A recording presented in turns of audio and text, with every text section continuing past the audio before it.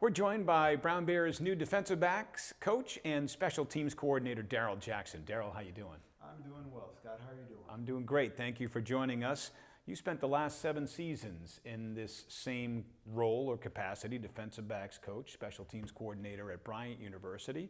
And I'm just curious, let's start with special teams. How important are special teams to any program's success? I think it's extremely important, and the great thing about it is it's a way that you can tilt the field and you can win a game on special teams alone. Just more field position, more yards are won or lost in special teams than on offense or defense. Just by punting the ball, kicking the ball, if you have a great coverage unit, your defense is in great field position. If you have a great return unit, then obviously your offense is in great field position.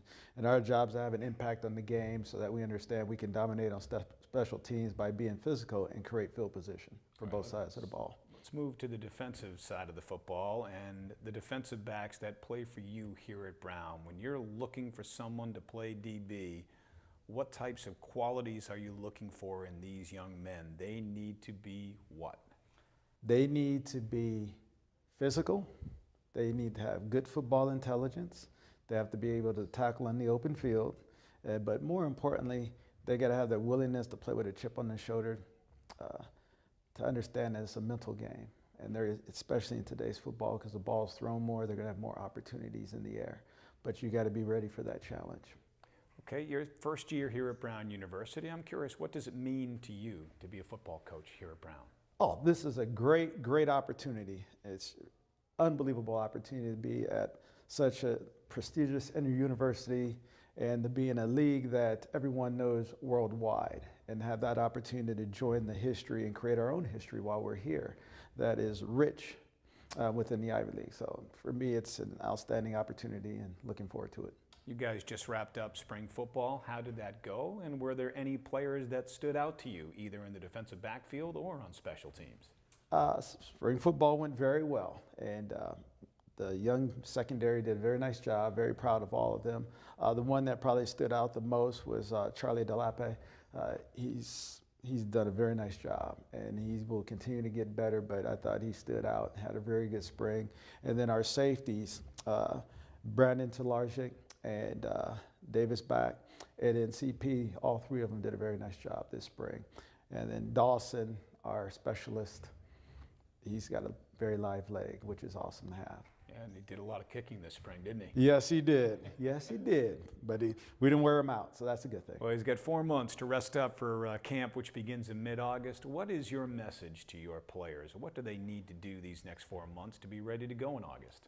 They need to go home, 1, catch their breath, 2, get back in the weight room, get stronger, 3, they got to make sure they go out and run so they can play fast. And in order to do those things, they have to hit it while they're at home, so when they come back, we're ready to go, and they're in shape, and they're healthy.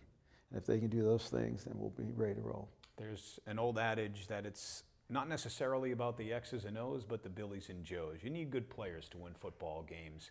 When you're out there on the recruiting trail, selling Brown University to a prospective recruit, what are the things you're selling about the Brown football program and about Brown University itself? The biggest thing I sell is the competition. We want people that love to compete in the classroom, and they love to compete on the football field. And we're rich, we have a great tradition in both. Obviously for the alumni that have graduated from here and have gone on to have success, and obviously on the football field. So those are the things that I try to look for as far as recruiting. And then the selling point to me is it's Brown University. They know it worldwide. But the things they don't understand is that the first African-American football player played at Brown University. Brown University's played in the Rose Bowl.